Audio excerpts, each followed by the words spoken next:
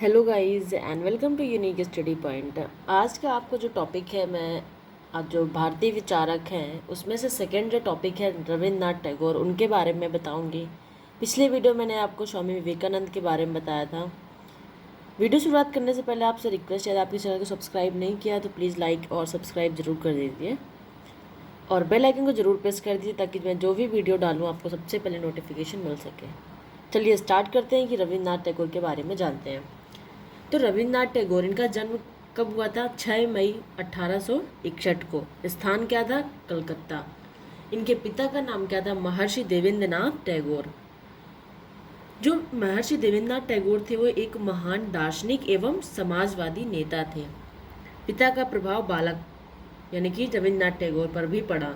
उन्होंने प्रारंभिक अवस्था में हिंदी, अंग्रेजी, बंगला चित्रकला पर प्रवीणता प्राप्त कर ली थी। ठीक।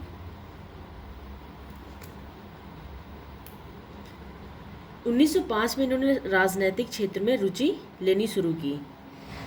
1905 में 1913 में गीतांजलि की रचना की। 1913 में ही इन्होंने इसी ग्रंथ के अंग्रेजी अनुवाद के लिए इनको नोबेल पुरस्कार से सम्मानित किया गया।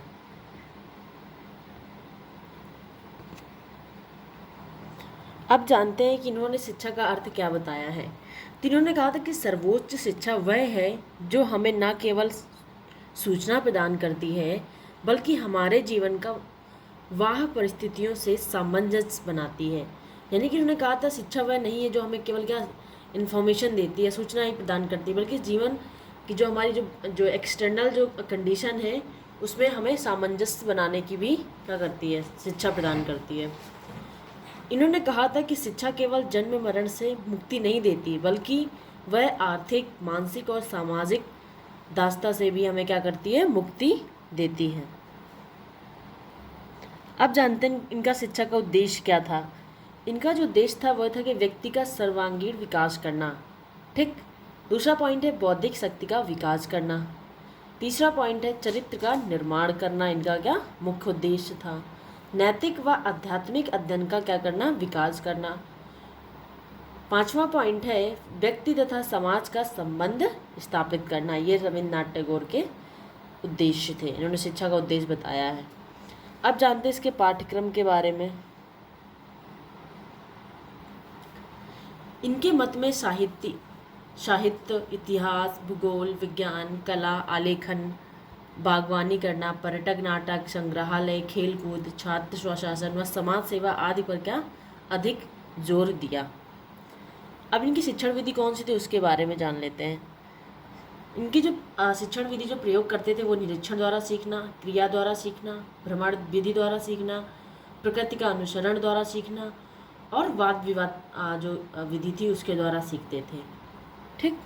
अब जानते हैं कि शिक्षक और छात्र का संबंध के बारे में इन्होंने क्या बताया था।